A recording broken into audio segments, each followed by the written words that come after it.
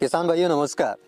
दोस्तों, गेहूं की फसल में कल्ले बढ़ाने के लिए एक ऐसा रामबाण फार्मूला मैं आपके लिए लेकर आया हूं जो 101% काम करता है और इसके रिजल्ट भी काफ़ी बढ़िया देखने को मिले हैं और ये इतना ज़्यादा कॉस्टली भी नहीं है। देखिए दोस्तों, आप यदि गेहूं की फसल में दूसरा पानी लगाने वाले हो या फिर तीसरा पानी लगाने वाले हो, क्योंकि काफ़ी क्षेत्रों में गेहूं की फसल में बालियां निकल चुकी है और काफ़ी जगह पे गेहूं की फसल अभी लेट बुआई जहाँ पे हुई थी तो वहाँ पे 40-42 दिन की है। तो दोनों ही स्टेज में हमको कौन कौन से खाद उर्वरक देना है, कौन कौन सी सावधानियां रखनी है, ये सारी जानकारी आज की इस वीडियो में हम जानने वाले हैं। देखिए दोस्तों, पोषक तत्वों की यदि बात करें तो माइक्रो मैक्रो न्यूट्रिएंट्स, यही सब जो आप मार्केट से जो टॉनिक लाते हो उनमें भी माइक्रो मैक्रो न्यूट्रिएंट्स रहते हैं। इसके अलावा जो हम घर पे जो फार्मूला बनाते हैं उसमें भी माइक्रो मैक्रो न्यूट्रिएंट्स रहते हैं। अब हमारे लिए बेस्ट कौन सा है? देखिए, मैं प्रैक्टिकली चीज़ें आपको बताऊंगा। ऐसा नहीं है कि कुछ भी उठा के मैं आपको बता दूं कि भाई ये डाल दीजिए, वो डाल दीजिए। अब हमारे काफ़ी किसान भाइयों के कमेंट थे कि सर दूसरे पानी लगाने से पहले एनपीके में क्या क्या डालना चाहिए, इसके अलावा जिंक हमको कब देना चाहिए, इसके अलावा मैग्नीशियम ये सब हमको कब देना चाहिए। ये सारी जानकारी मैं आपको दूंगा इस वीडियो में। देखिए, कैल्शियम, एक कमेंट मैंने देखा था कि कैल्शियम के लिए हम क्या डालें। आपने इससे पहले वाली वीडियो अगर मेरी देखी हो तो उसमें कैल्शियम का सिंपल सा फार्मूला मैंने आपको बताया था, चूने का पानी। दोस्तों, चूने का पानी पीएच मेंटेन भी करता है और जो चूने का पत्थर होता है उसमें लगभग 32% कैल्शियम भी होता है। तो वो मैंने चूने का पानी इसीलिए बताया था, जो मैंने फंडा बताया था कि आप जिंक सल्फेट ले लीजिए 500 ग्राम और इसके अलावा फेरस सल्फेट ले लीजिए, चूने का पानी ले लीजिए, 1 किलोग्राम यूरिया ले लीजिए। तो ये फंडा मैंने इसीलिए बताया था। उसमें सब कुछ है, जिंक भी है, आपका नाइट्रोजन भी है। देखिए, जिंक भी है, फेरस भी है, नाइट्रोजन भी है और कैल्शियम भी है।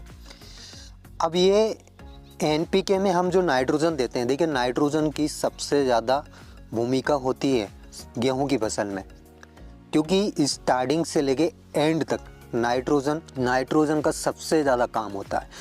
जो गेहूं के दानों में जो प्रोटीन होती है जिसको हम ग्लूटीन कहते हैं, अब ये प्रोटीन कहाँ से बनती है? नाइट्रोजन से। नाइट्रोजन ही परिवर्तित होकर ग्लूटीन का रूप ले लेती है। मतलब बाद में भी नाइट्रोजन दी जाती है, लेकिन बाद में ऐसे छिड़काव द्वारा नहीं दी जाती, घोल बनाकर नाइट्रोजन देना होता है। मतलब 1000 लीटर में 5 किलोग्राम यूरिया मिलाकर छिड़काव करवा दीजिए नाइट्रोजन की पूर्ति के लिए। तो नाइट्रोजन की सबसे ज़्यादा भूमिका रहती है गेहूं की फसल में। लेकिन ये नाइट्रोजन देने का तरीका कुछ अलग अलग है। काफ़ी किसान भाई क्या करते हैं, 2 पानी में पूरी मात्रा नाइट्रोजन की दे देते हैं, यानी यूरिया पूरा दे देते हैं। कुछ किसान भाई पहले पानी में ही नाइट्रोजन पूरा दे देते हैं। अब मैंने इसका नाइट्रोजन का फंडा भी मैंने आपको बताया था कि नाइट्रोजन आपको किस तरह से देना हो, कैसे देना है। नाइट्रोजन के जितने टुकड़े आप करोगे उतना ही आपकी फसल के लिए फ़ायदेमंद है। अब टुकड़े करने का ये मतलब है कि जितना आप पानी दो, जितनी बार दो, उतनी बार यूरिया का छिड़काव करें।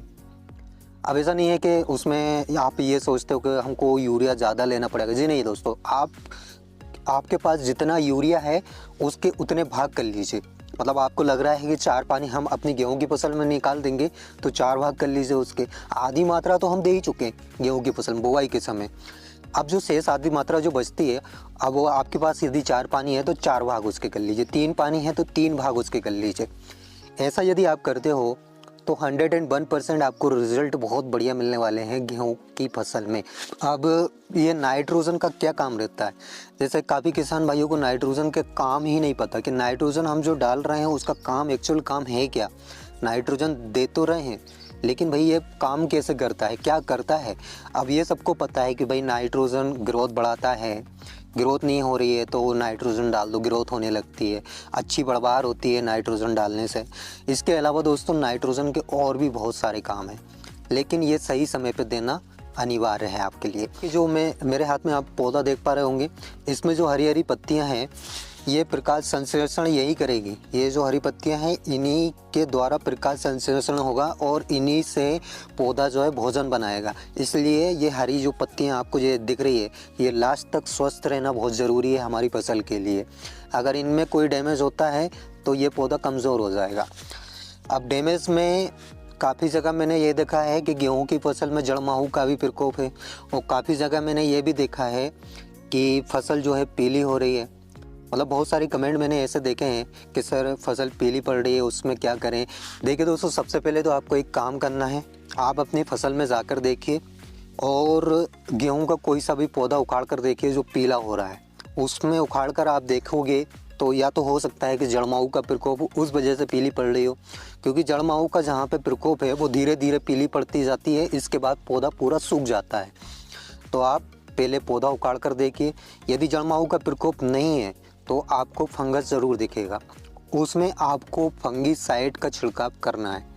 फंगीसाइड में आप टेबुकोनाजोल ले लीजिए, टेबुकोनाजोल प्लस सल्फर, ये दोनों आप लेते हो तो दोनों में ये होगा कि फंगीसाइड भी हमारा हो जाएगा और उसमें सल्फर भी हो जाएगा।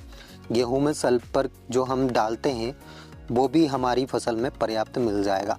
तो टेबुकोनाजोल प्लस सल्फर, इसके लिए बेस्ट एग्रो जो कि बनाता है टेबुकोनाजोल प्लस सल्फर में 1 किलोग्राम का एक पैक आता है, इसको आप छिड़काव करवा सकते हो। कैल्शियम के लिए मैंने बताया चूने का पानी। अब इसका फंडा आपको कैसे बनाना है, दूसरा पानी यदि आपने नहीं लगाया है उससे पहले आपको छिड़काव करना है ये फार्मूला। फिर जिंक सल्फेट ले लीजिए 33% वाला 500 ग्राम, फेरस सल्फेट ले लीजिए 500 ग्राम 19% वाला, और इसके अलावा चूने का पानी। दोस्तों ये ध्यान रखना, जो चूना हम पुताई उताई करते हैं अपने घरों में वही चूना आपको घोल के रखना है, और वो चूने का पानी आपको 500 ग्राम लेना है, यानी आधा लीटर। लेकिन उसमें जो बुरादा रहता है, मतलब चूने का पत्थर जो हम घोल रहे हैं वो बुरादा हमारे पानी में नहीं आना चाहिए, सिर्फ पानी आपको लेना है। और इसके अलावा 1 किलोग्राम यूरिया, ये 1 एकड़ का फंडा है, 1 एकड़ में आप इसको छिड़काव करवा दीजिए। गारंटी मेरी है आपका फुटाव भी बढ़ेगा, ग्रोथ भी बढ़ेगी और फसल एकदम स्वस्थ रहेगी। इसके अलावा इस फंडे में आप नीम ऑयल भी प्लस कर सकते हो। नीम ऑयल लगभग 1 लीटर 1500-1600 रुपये का आपको पड़ेगा। नीम ऑयल प्लस करने का ये मतलब है दोस्तों, देखिए दिसंबर के लास्ट सप्ताह यानी अभी जो आने वाला सप्ताह है उसमें ब्राउन रस्ट का काफ़ी ज़्यादा प्रकोप देखा जाता है। गेहूं की फसल में ब्राउन रस्ट जो कि काफ़ी ज़्यादा प्रकोप इसका दिसंबर माह में देखा जाता है। यदि आप नीम ऑयल प्लस करते हो तो उस ब्राउन रस्ट का प्रकोप हमारी फसल में नहीं होगा। अब इसके अलावा दोस्तों काफ़ी किसान भाइयों के कमेंट थे कि सर बोरोन कब डालना चाहिए। तो देखिए boron, magnesium, zinc, magnesium, iron, इन सब का भी एक फंडा मैं आपको बताऊंगा, लेकिन ये कब डालेंगे आप तीसरी स्टेज में। मतलब अभी जो चल रही है वो आपकी टिलेरिंग स्टेज चल रही है, तो अभी आप इतनी जल्दबाजी मत करिए। ये सब फंडा मैं आपको बताता जाऊंगा कब आपको क्या डालना है। काफ़ी किसान भाइयों के ये कमेंट थे कि सर 0050 अभी हम डाल दें। देखिए 00 ये फास्फोरस पोटास की बाद में ज़रूरत पड़ती है। कब पड़ती है? जब हमारी गेहूं की फसल में दाने बनना स्टार्ट हो जाते हैं, जब हमारी गेहूं की फसल में दाने बनना स्टार्ट होते हैं तब पोटास की ज़रूरत पड़ती है। अभी आपको ये नहीं डालना है, वो बाद की प्रक्रिया है, मतलब बाद में हमको डालना है, सिर्फ इसलिए कि हमारी गेहूं में चमक बढ़ सके, दाना ठोस बने, दाना अच्छा साइज में बड़ा बने, उसके लिए पोटास डाला जाता है। बाकी आप फास्फोरस बुवाई के समय दे चुके हो, बुवाई के समय नहीं भी दिया है तो एक फंडा मैंने इससे पहले बताया था, पहली सिंचाई में आपको फास्फोरस देना है। यदि आपने बुवाई के समय नहीं दिया है तो आपको फास्फोरस पहला पानी निकालोगे आप, उससे पहले आपको देना है।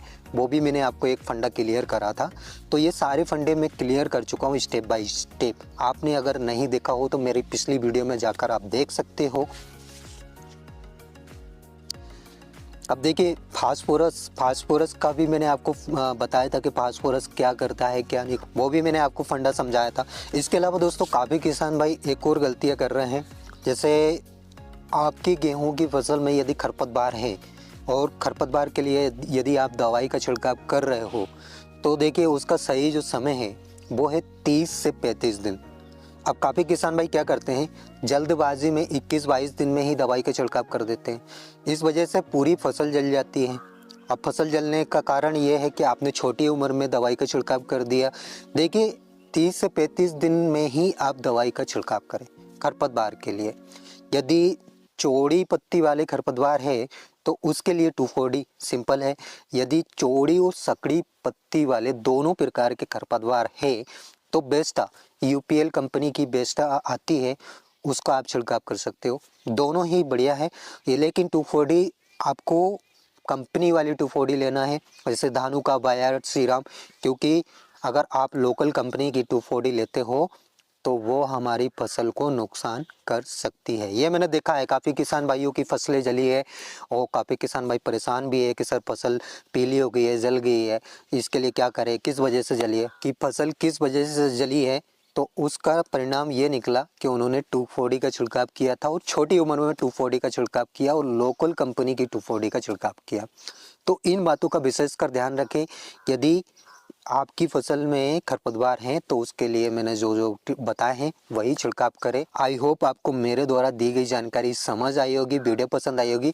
वीडियो अगर अच्छी लगी हो तो एक लाइक, और जो किसान भाई इस चैनल पर पहली बार आए हैं सब्सक्राइब करके ही जाइएगा। आप सब्सक्राइब नहीं करते हो तो पहले तो चैनल को सब्सक्राइब कर लीजिए, साइड में बेल आइकन है वो भी दबा लीजिए। तो आज के लिए इतना ही काफ़ी, मिलते हैं नेक्स्ट वीडियो में नेक्स्ट टॉपिक के साथ। तब तक के लिए tata, bye bye, take care, जय राम जी की।